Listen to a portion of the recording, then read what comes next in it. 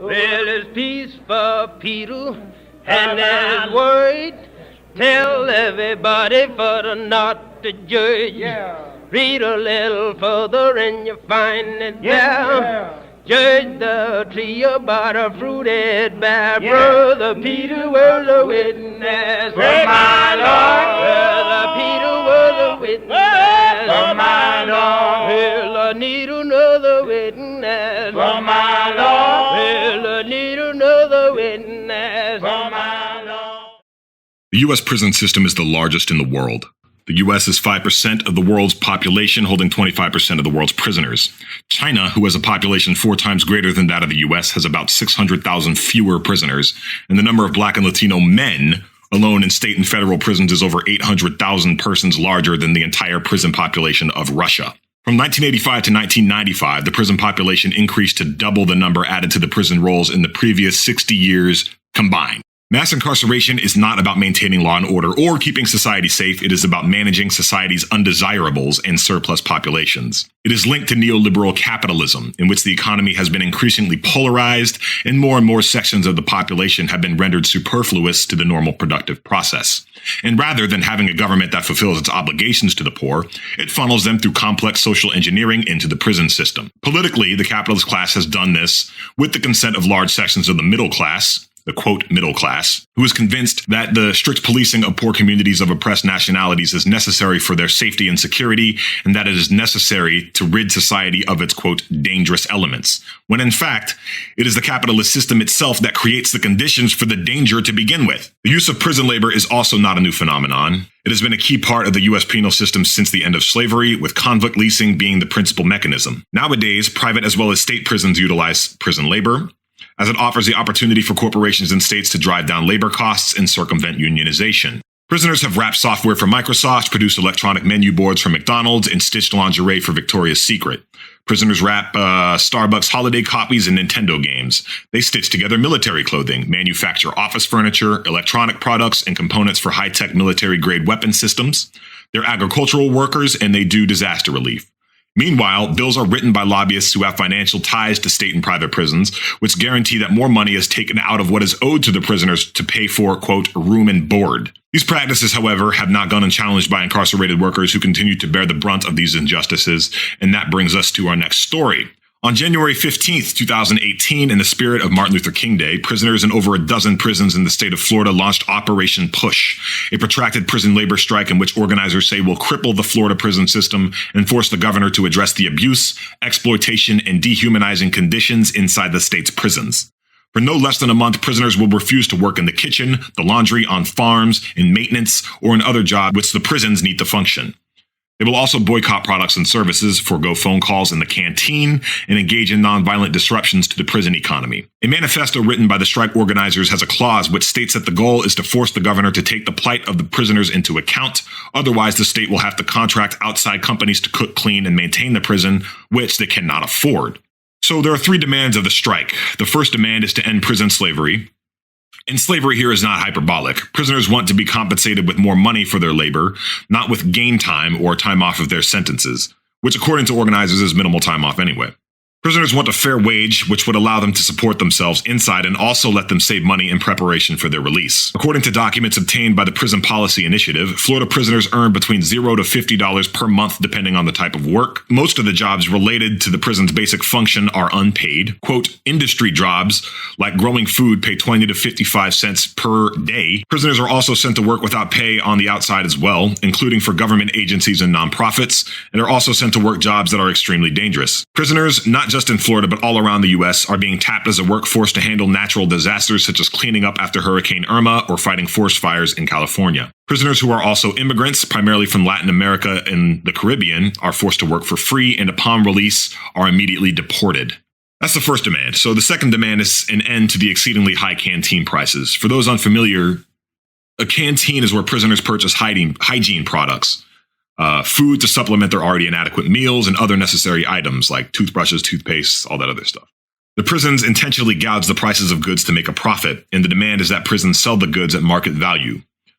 In the manifesto, prisoners point out that while a package of soup on the outside is $4, the prison is selling the same package for $17 inside.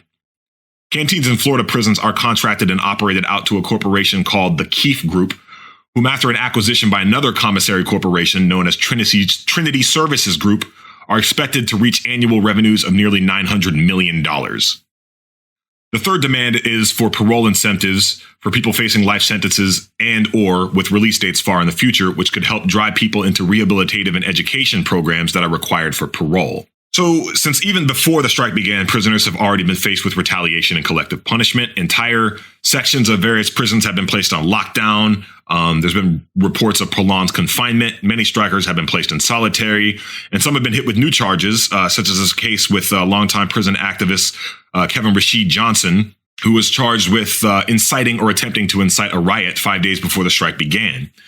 Comrade Johnson wrote an emergency note to his lawyers alleging that he is being tortured inside his cell because of an article he wrote on the conditions in the prison and Operation Push. The warden has turned off heat in his cell, and it is reported that it is 30 degrees. The toilet doesn't work. The window to the outside doesn't close, and there is cold air blowing in the cell. So we're hoping to get updates on that soon. Publicly, the Florida Department of Corrections insists that there is no strike going on inside its facilities, yet incarcerated people have reported active participation or repression of some sort in at least 16 state prisons. According to an activist group called Supporting Prisoners in Radical Change, or SPARC, who has been organizing on the outside in coordination with the strikers inside, the Florida Department of Corrections has threatened organizers with harsher retaliation if they corresponded or, in some cases, merely received literature from advocacy groups like SPARC, like the Incarcerated Workers Organizing Committee, like Fighting Toxic Prisons, etc. There have been cases where guards have disconnected phone lines, suppressed letters, and had multiple shakedowns in a day. Other prisoners are being given a choice to either work with the Florida Department of Corrections against Operation Push and receive a transfer to a so-called sweeter work camp, or face solitary confinement for corresponding with organizers. If you are here listening and you would like to support the continuing struggle, please donate to www.youcaring.com/Operation Push. The proceeds will go to support organizations on the ground in the state of Florida who are in direct communication with the striking prisoners and have been working with them from the outside. And also check out shadowproof.com and the Beyond Prisons podcast. For more on Operation Push, we have our guest, Brian Sonenstein, co-founder of shadowproof.com. He is an excellent prison reporter. He is the co-host of the Beyond Prisons podcast, which you can find on the shadowproof.com website and on iTunes. And he was one of the first people to write about the story. Brian, thanks for coming on and welcome to the show. Thanks so much for having me. It's great to be here. So a little bit my first question is about sort of the lead up to Operation Push, the day of. Can you just tell me a little bit about some of the organizing that went on the inside and on the outside the days before the strike happened? Definitely. Yeah. Like with past prison uprisings and prison organizing that we've seen from the September 9th, 2016 prison strikes, to the Vaughn Rebellion, up until now. This has been an action primarily organized by people on the inside who have taken the lead and come up with the strategy and the demands and the messaging. And then you have people on the outside who are supporting that work and sort of lending the outside political weight from people in the general public behind the demands and the actions of people on the inside. So this action, Operation Push, is taking place in Florida prisons. So you have prisoners throughout the state of Florida who are organizing it in tandem with, two of them. I guess there's three main groups on the outside. One is called SPARC, SPARC, and that is a network of incarcerated people, their families, their friends, and their advocates that sort of serve as an informal network of communication on the outside. There's also the Incarcerated Workers Organizing Committee chapter in Gainesville. IWOC, as some people may remember if they've been following these uprisings for the past few years, was very involved in the September 9th, 2016 strike. And then you have Fight Toxic Prisons, which is a group that I believe sort of sprung out of Prison Legal News, actually. And it focuses on the intersection of incarceration and the environment, which in Florida, there are many across the country, but especially in Florida. So those are sort of like the main groups that are doing this organizing work. Okay, great. You said like the intersection between prisons and the environment. Can you like elaborate a little bit on some of like what that means and what that entails? Yeah, definitely. So, there's a lot of intersections in general with prisons and with these resistance movements. They've focused on, for instance, the intersection between labor and incarceration. But when it comes to the environment, particularly in a place like Florida, there's a bunch of different things that we're talking about. There is, a lot of these prisons in Florida, a lot of these facilities are situated on the coast. And because of that, they face all kinds of problems related to very high temperatures and heat waves, rising sea levels, contaminated water sources. There's also the way that state governments, and this is true in Florida as well, are tapping unpaid forced prisoner labor to clean up disasters from climate change, such as these, supermassive hurricanes, because the incarcerated laborers don't, obviously they don't get paid much, but also they don't have the same kind of workplace protections as people on the outside do. So there's not that kind of workplace liability should somebody get hurt or come in contact with toxic substances like you do with a lot of this cleanup work. There was one article recently that said actually the cleanup from these hurricanes can be more deadly than the actual storms themselves. And here you have incarcerated people on the front lines of cleaning that up, just like they are in California with the firefighting. So those are two of the big ones. And then there's also, prisons are most often built far away from, urban centers and sort of in sort of these remote outer portions of the state. And those also tend to be where things like mining operations take place.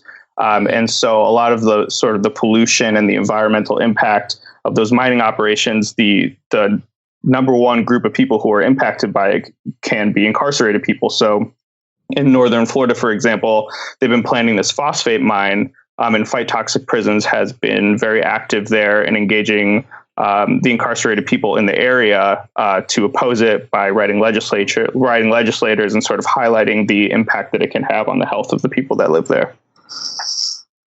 Mm-hmm. Yeah, and we see an intersection there with the military too, where a lot of prisons like military bases are built just on top of toxic sites, yep. or create Superfund sites themselves.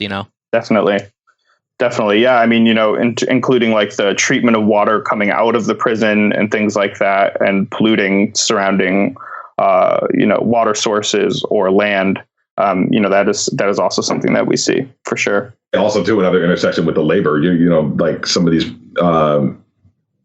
like prisoners are contracted to sew military uniforms, mm-hmm. Create component parts for the military. These incarcerated laborers, again, sort of talking about the intersection with the environment. I brought up the heat waves and things like that. A lot of the labor in Florida and throughout the South is agricultural labor. And so you also have, workers who are out there in the extreme temperatures doing this unpaid or super low paid farm work as well. So.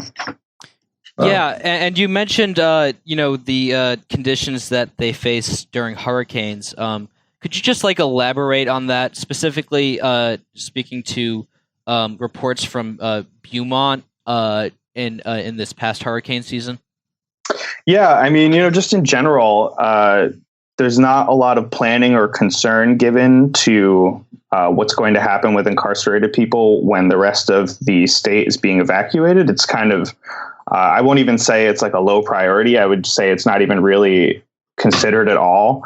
And if anything, people, I would say, or at least people in government, are more concerned with the corrections officers and administrators who would have to stay behind in their well-being.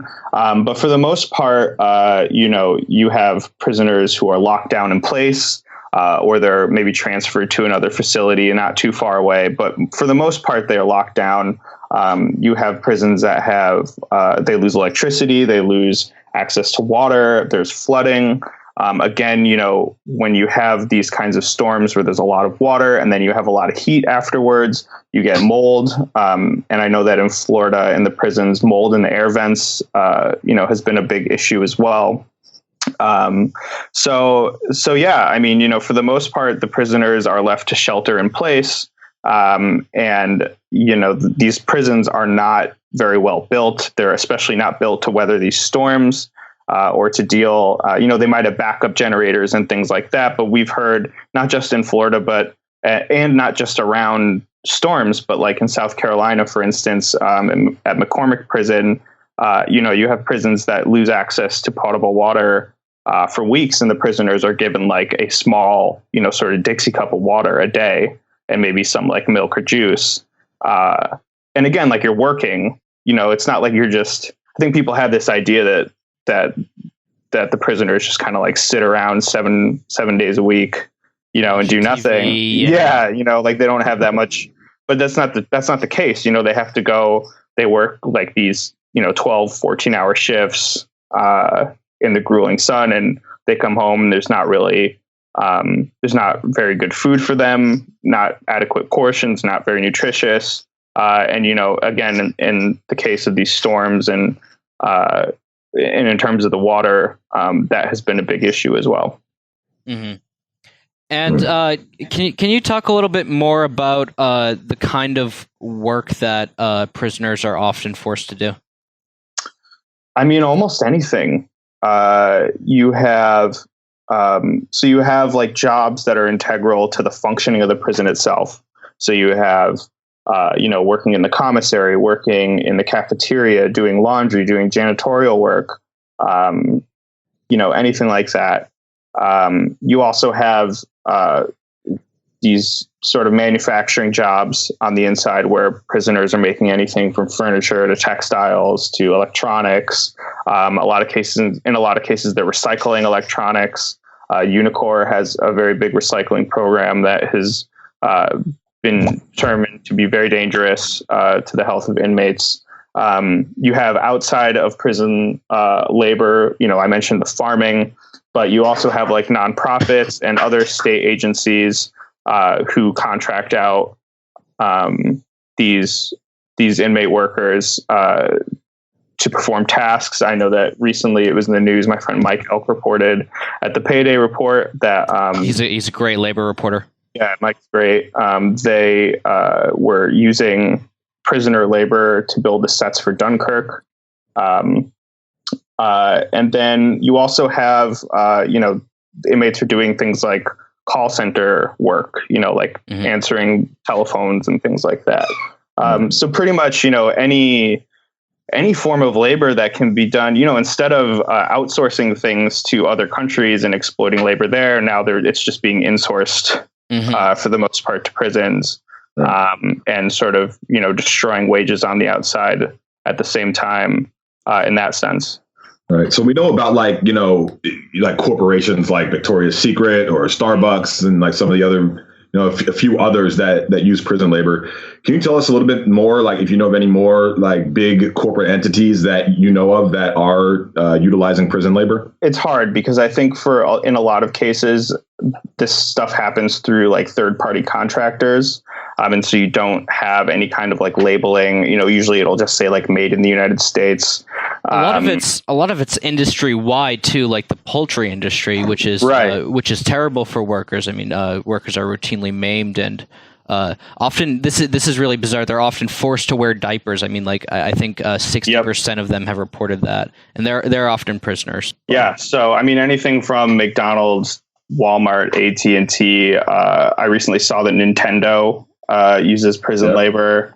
Verizon. I mean, really any of like the major Fortune 500 companies are probably outsourcing at least some of their labor to prisoners. It really is just what these companies are doing now, instead of sending jobs maybe to Mexico or China or India, or, which they still do. They can compete even further by going into prisons where, not only are there no wages or protections, but it's almost harder for people who would be watching this, or watchdog groups to figure out what's going on. Because I mean, the prisons are sort of these black holes of information. They're obscure places, just like it would be to like have a sweatshop in another country that could be hard to get to and is maintained under intense security. And, you have documentarians going in with hidden cameras and things like that. I would, argue it's probably even harder to do that in a prison setting here in America.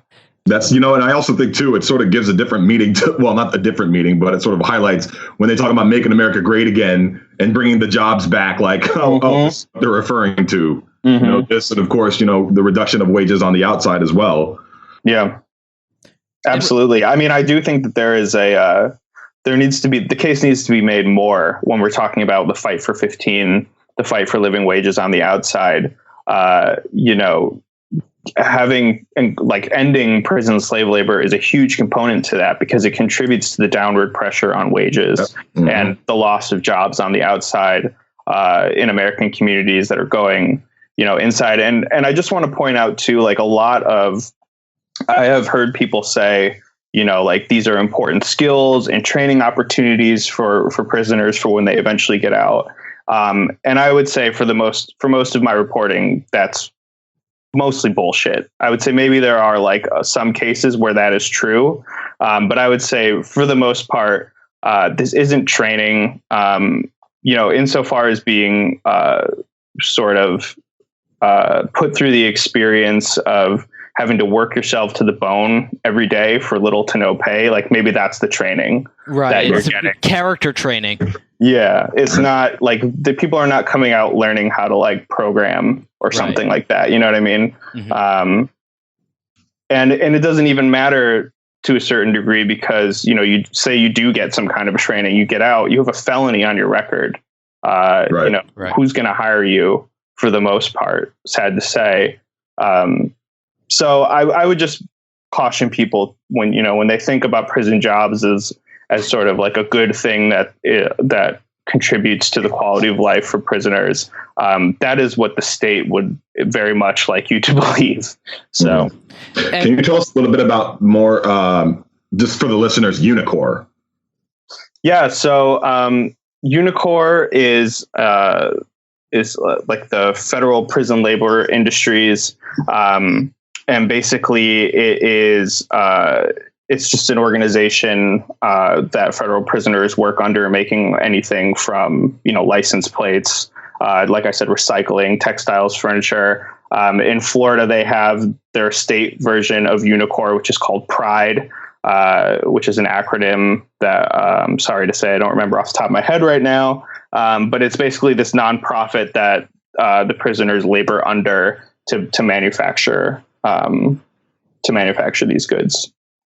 And what kind of wages are they making? And how do those wages compare to general expenses in the prison? For example, commissary or a Skype or video call or a phone call? Sure. So, and one thing I will point out when I say this too is that these are work assignments. They're not even jobs. They're work assignments. So you are violating prison policy if you refuse to go to your job. So if you refuse to work, you can be disciplined. So that being said, the pay is either zero, just straight up, you're not making anything. Maybe you are getting days off of your sentence, known as gain time, which in the case of Operation Push, incarcerated people were adamant that they be paid in money and not in time, because time isn't going to help you when you get out and you need to find a place to live or put food in your stomach. Most other jobs are between about 20 cents to maybe 75 cents an hour. A couple of them, sorry, not an hour, a day. And, they can sort of range up from there. How does that compare to the amount of sort of costs that families face and incarcerated people face? They're getting charged. I know that the federal government did just implement some rules to reduce the cost of phone calls, but those are still, for a lot of these folks who are indigent, Those are still insurmountable costs. Everything in the commissary the price is inflated and jacked up. You have co-pays for visiting the doctor, just nickeled and dimed constantly. I think people don't even realize that. I mean, I think people think that, you go to prison and you get free healthcare. Yeah. No, you have to pay co-pays to see the doctor. You have your lawyers to pay for if you're appealing your sentence, or if there's anything going on, you need an attorney. Say if you get thrown in the hole for something or a disciplinary report, you're facing more charges, going to need a lawyer for that. And if you don't want to have the public defender and you want to have a good attorney, that's going to cost money.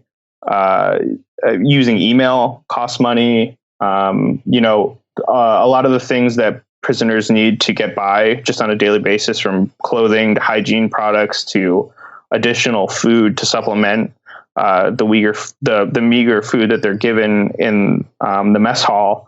You have to buy all that stuff as well. And there's all kinds of restrictions on what products can come into the prison and who they can be bought for, which is another conversation, sort of this oligarchy of companies who sort of are endorsed by the state to provide goods and services to inmates, but at an inflated cost and at a very limited, sort of amount of choice in terms of the things they can get. And they can also be, ridiculous and arbitrary.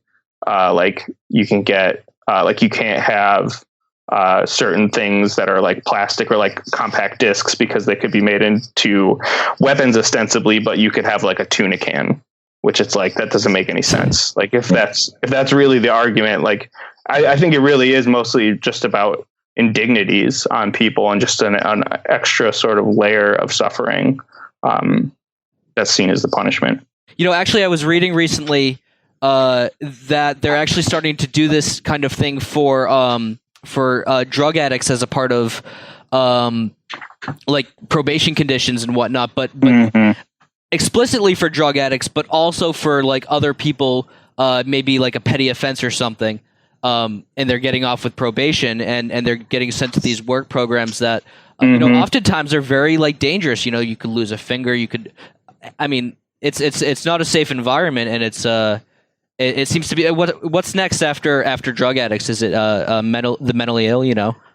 Yeah, no, actually, I think I saw kind of recently. I hesitate to say because I'm not exactly sure, but I think I saw that in South Carolina, there's I don't think it passed yet. I think they're proposing legislation so that people convicted of like misdemeanors or nonviolent offenses could be just sentenced to work.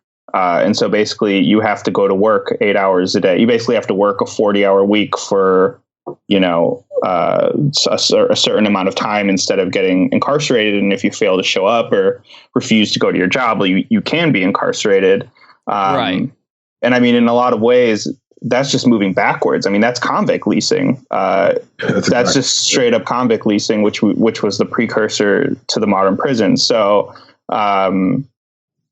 yeah, I mean, it's twisted. This is supposed to be, and this is a whole nother conversation that we can have, and I love to have all the time, that this is just sort of this twisted idea of reform that I think is really more about legitimizing the way we treat people who are incarcerated and come in contact with the justice system, legitimating their abuse in the public eye, instead of actually helping them or addressing the root causes or doing anything like that.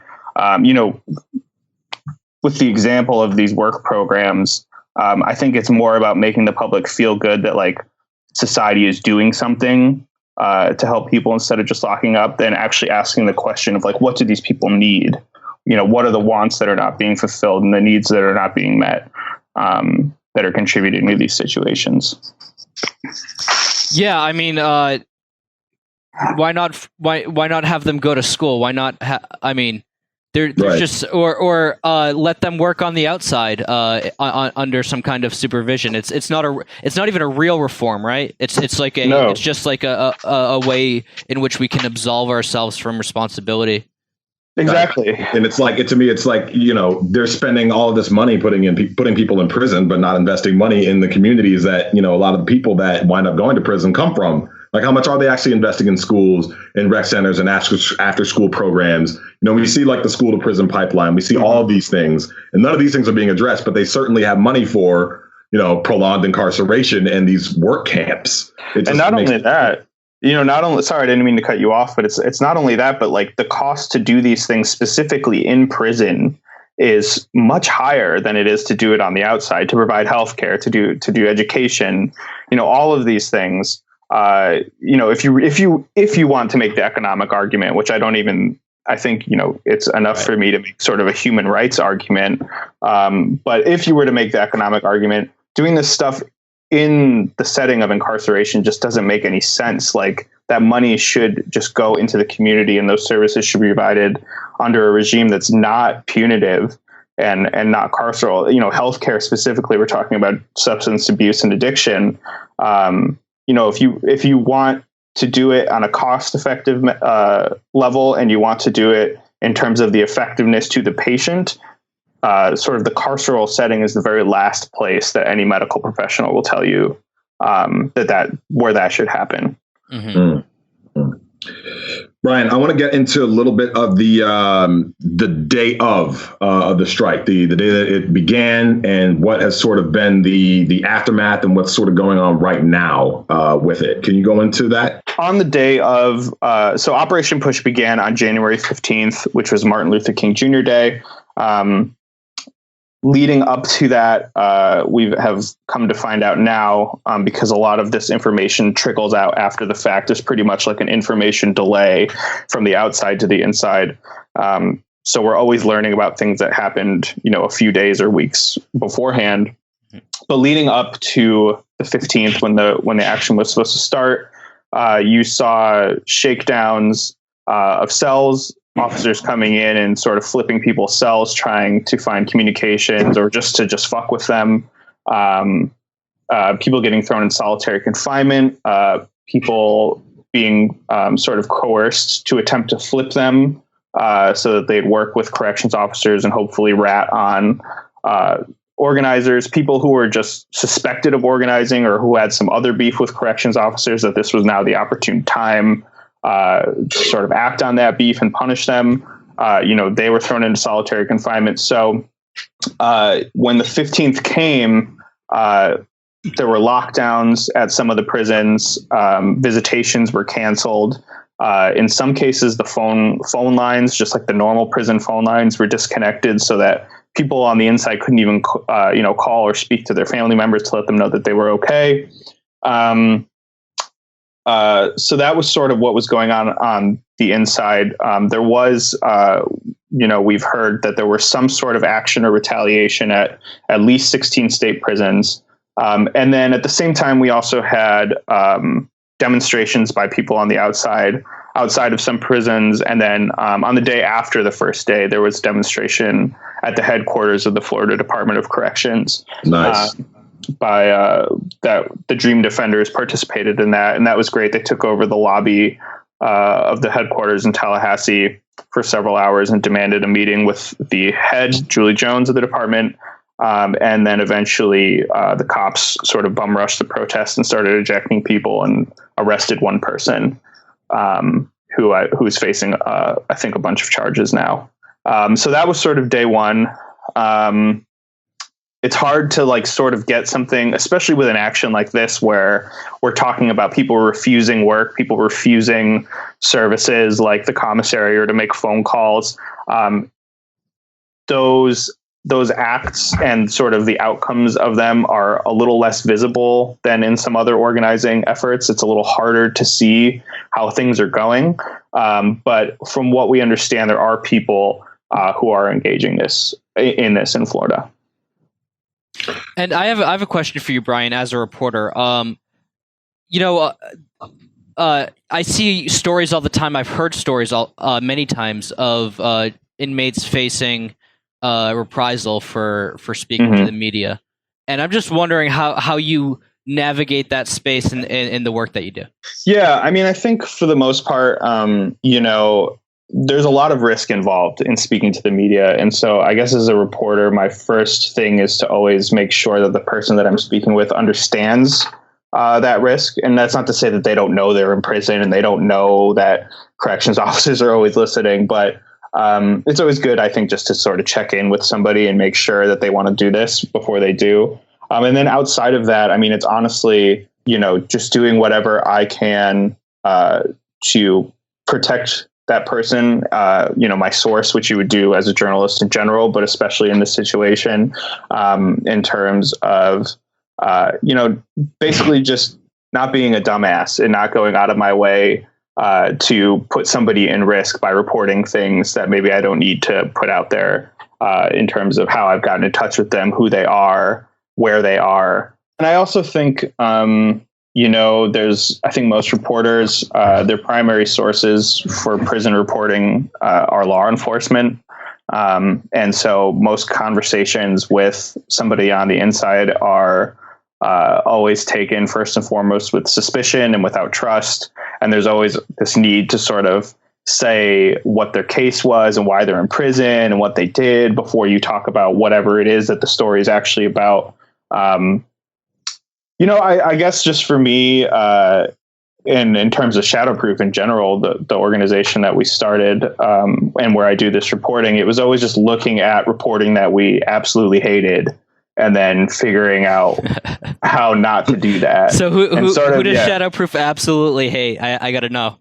Well, I mean, the same people you guys probably hate, just in like the mainstream media or, in prison reporting, most of the time, unless you're talking about the federal system, you have like local news outlets that report this stuff.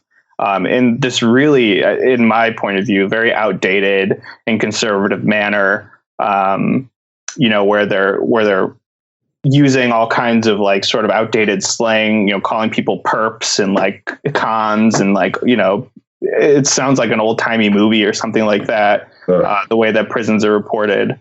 And it's always, especially in terms of these rebellions like Operation Push and the prison strike from 2016, you'll see the perspective of one incarcerated person or one family member. But it's entirely told from the point of view of the prison administration, the corrections officers, and sort of that corner of the arena. And it is just never, those other perspectives are never there, or they're just treated as secondary.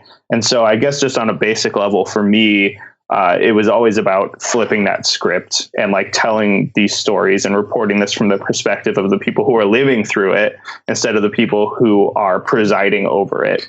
If that makes sense.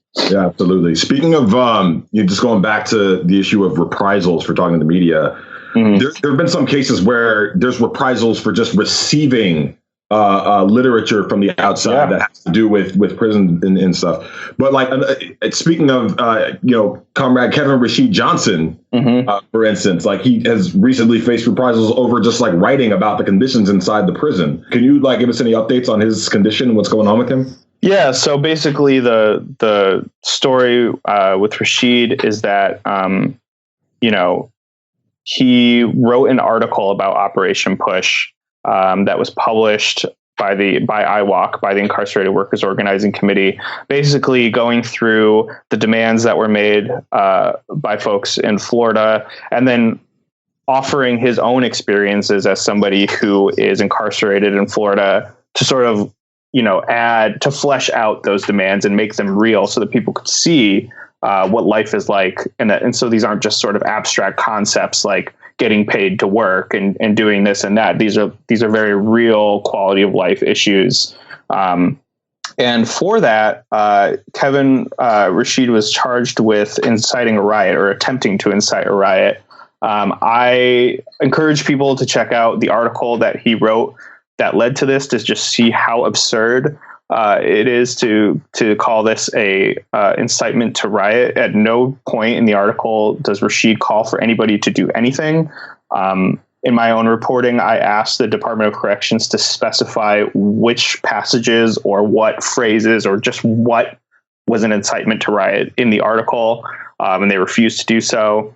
But Rashid was basically a couple days before Operation Push started. He was taken and thrown in solitary confinement. And he was put in a cell that had a broken window. It gets very cold at night in Florida. So he was basically left out in the elements without a blanket or anything like that. He had a broken toilet in his room that he couldn't use. And he was fearing for his life, as were his attorneys and other people on the outside. And so organizers rallied to have folks call the prison and demand that he be moved and demand that the retaliation against him end. A few days later, we found out that he was moved to a climate-controlled cell, as the Florida Department of Corrections called it. Which I thought was also, wow. It's absurd the way that they talk about this stuff, so matter of factly, but, Rashid has since written sort of an update, talking about his experiences and the torture, that he endured, that I also encourage people to check out. But yeah, I mean, they basically, almost froze him to death. And Rashid has said that, he's been incarcerated in 4 different states. He's been moved around a lot. And he has said that Florida is the worst of all the states that he's been incarcerated in, including like Texas, which I thought was surprising. Mm-hmm. But I have heard this about Florida. I mean, some of the most horrific stories that I've heard of violence against incarcerated people have come out of Florida. Can you go into some of those, some examples? Yeah. Well, I think the one that I mentioned in my story, the one that gets mentioned the most often, and that I remember happening, that I remember learning about as it was coming out, sort of just 1 or 2 years into my prison reporting, that still to this day disturbs me very, very greatly is the case of Darren Rainey. Darren was an older gentleman who was mentally ill.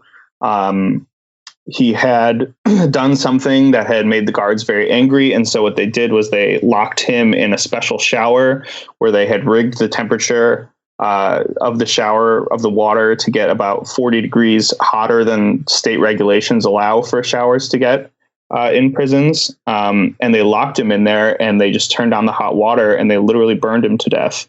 The guy literally had his skin sloughing off and piled around the drain when they found him.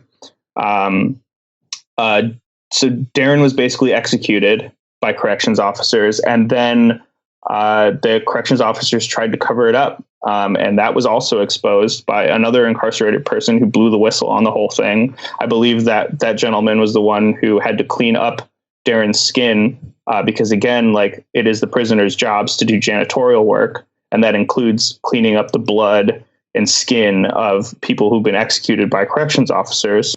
And so that guy had to be transferred out of state because they were afraid that guards somewhere else were going to get him. So, I mean, Darren Rainey's story, I think, and the fact that I think I also reported in my story, there were Florida prisoner deaths in Florida are like spiking right now. There's been about, I think last year there was about 420 deaths in Florida prisons.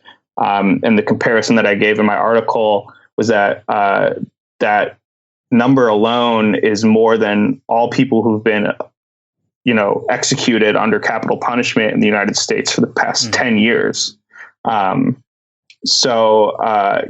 the death sentence, the potential death sentence is just being incarcerated. It's not even so much having a death sentence itself. So. I was going to ask you about that actually, because you see these stories every once in a while in like local news, about an inmate who dies. But it's always the cause of death was not immediately clear, or it's natural causes, or just something that they don't really.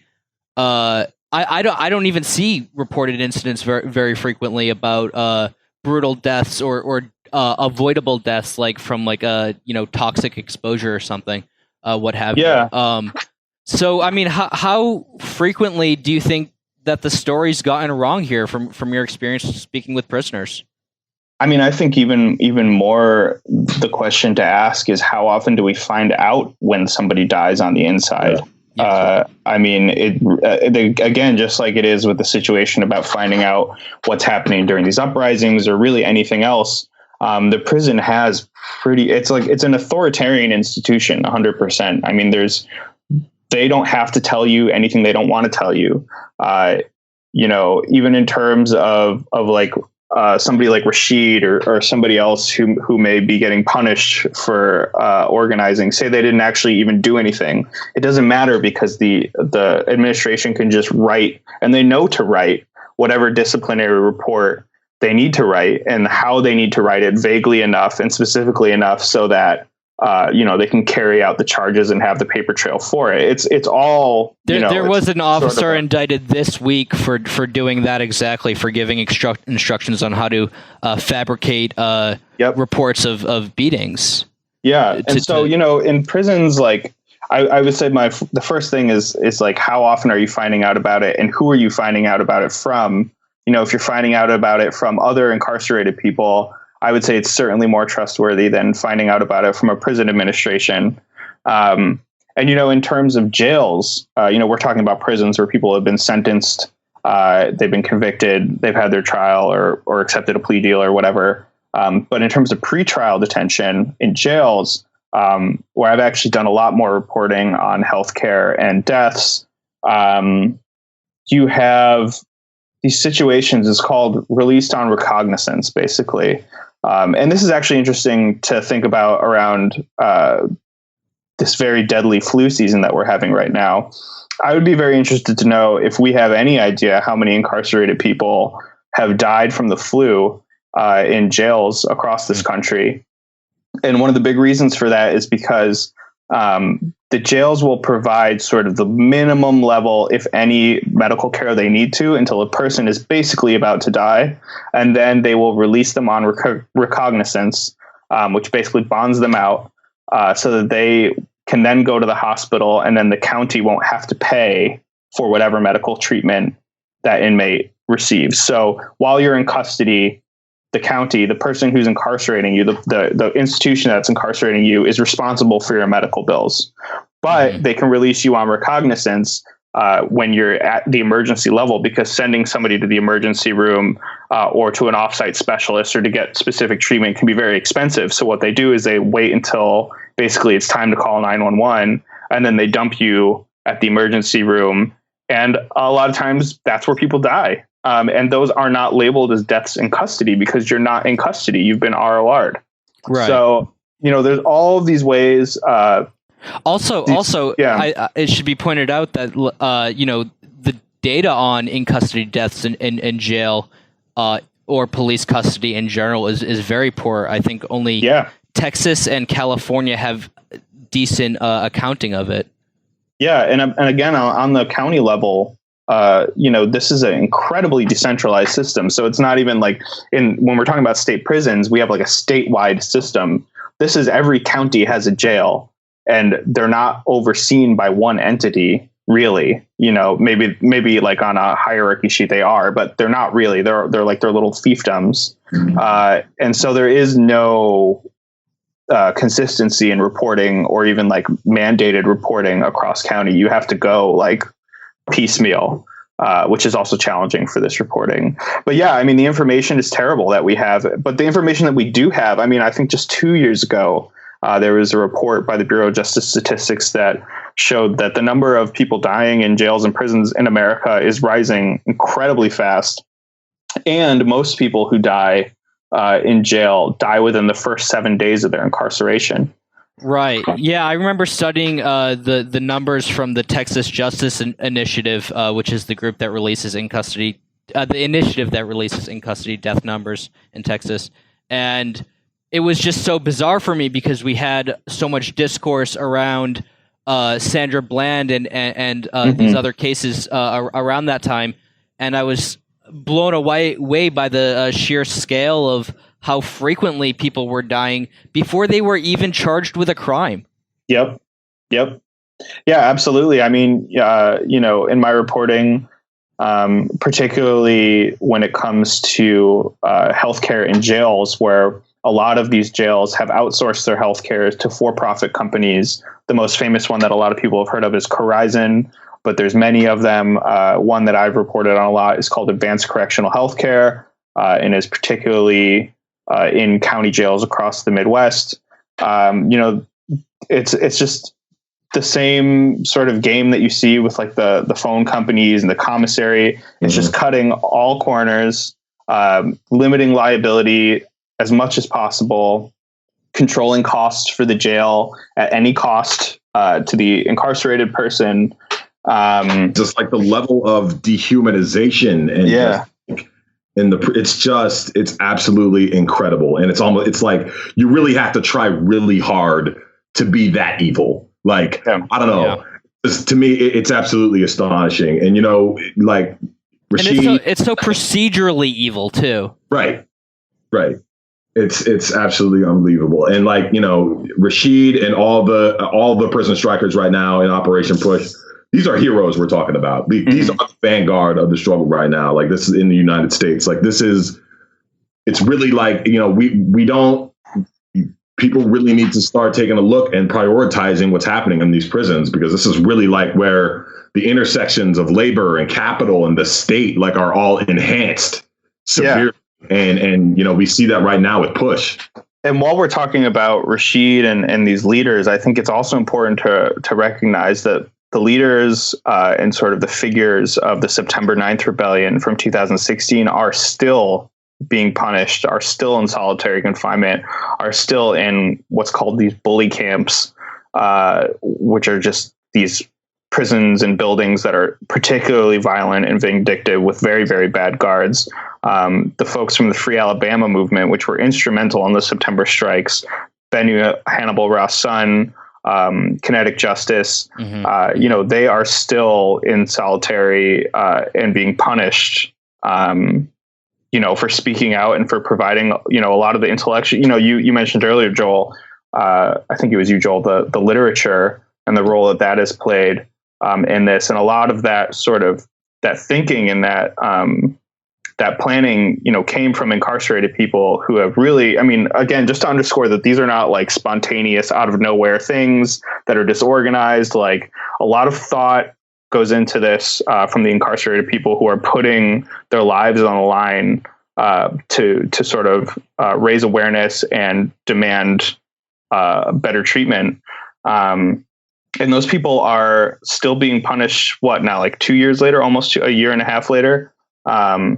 And so I think it's important, while we're thinking about Rashid and the other people who were locked up in solitary in the run up to Operation Push, that we keep our eyes on them and make sure that once, maybe the story dies down, the attention dies down, the action ends, that they're not forgotten, because they will continue to be punished for this. Absolutely. For the foreseeable future.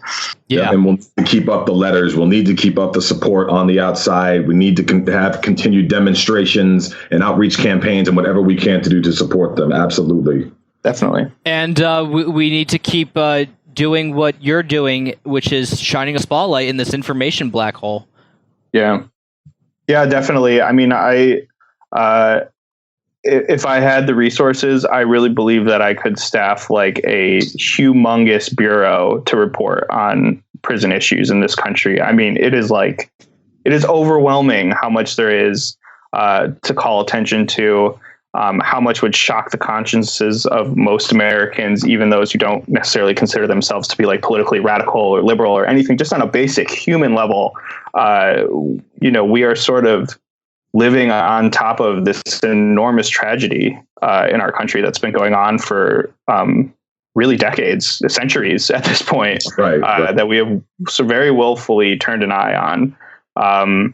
And so I would encourage people to really like dig in. A lot of the conversations that have happened in the mainstream about prisons and prison reforms have focused on the federal system, which is actually the smallest system by far that we have.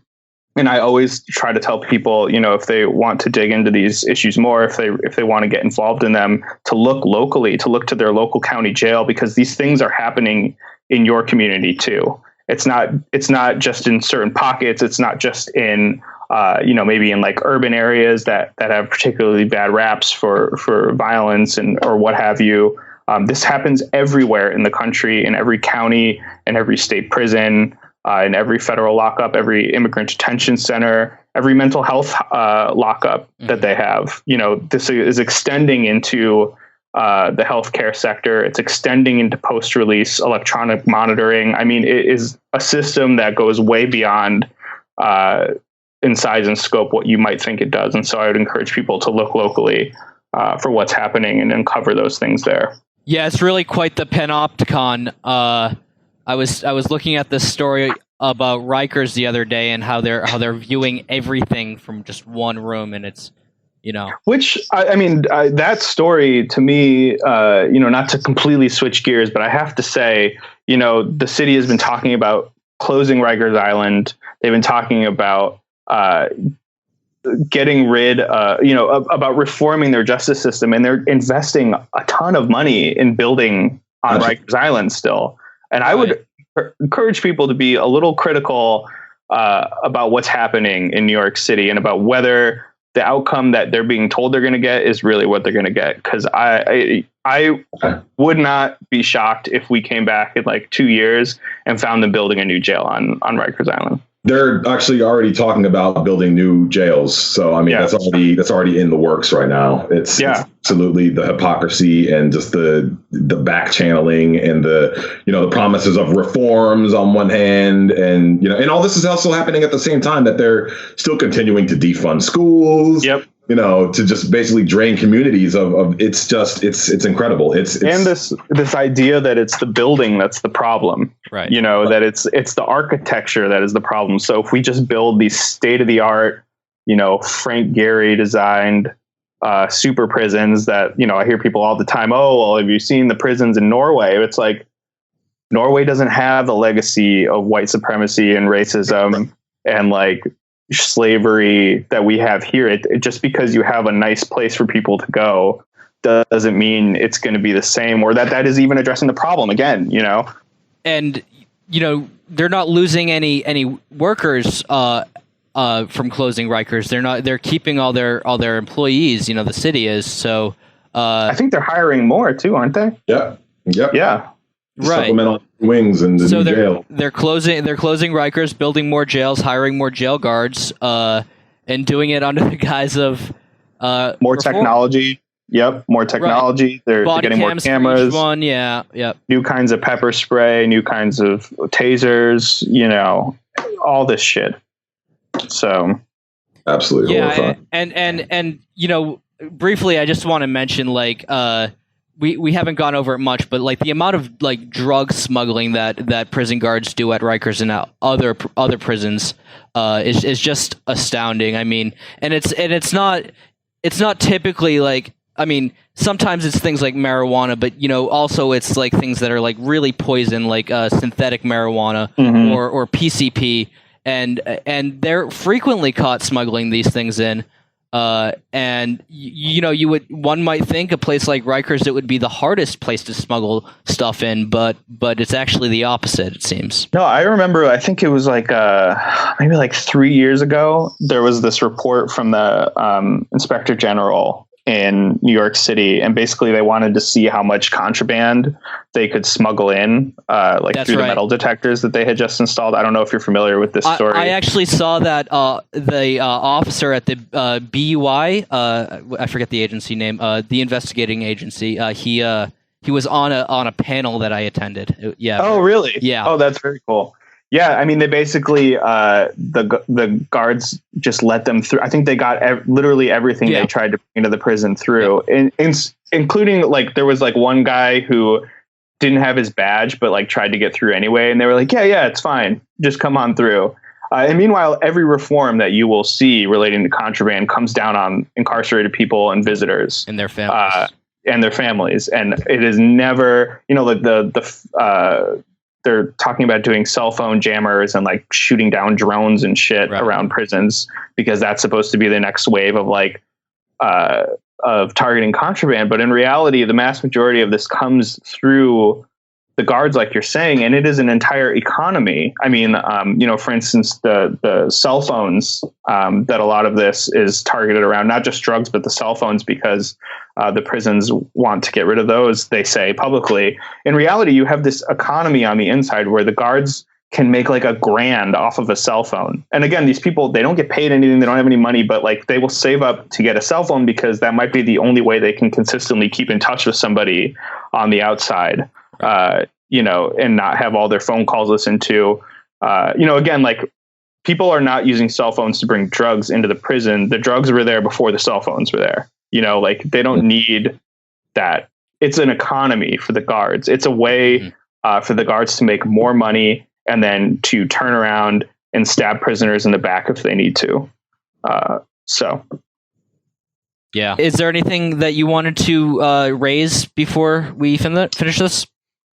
I guess the very last thing that I would just say in terms of Operation Push is just to encourage people to keep their eye on this and other acts of prison organizing that are likely to take place this year. I know that Operation Push was organized to sort of be a kickoff to a year of organizing. It's not just this one isolated event. And then in addition to that, please listen and seek out the perspectives of the people who are actually impacted by this stuff, and don't just take the word of the state for it. Great. Brian, thank you so much for your time.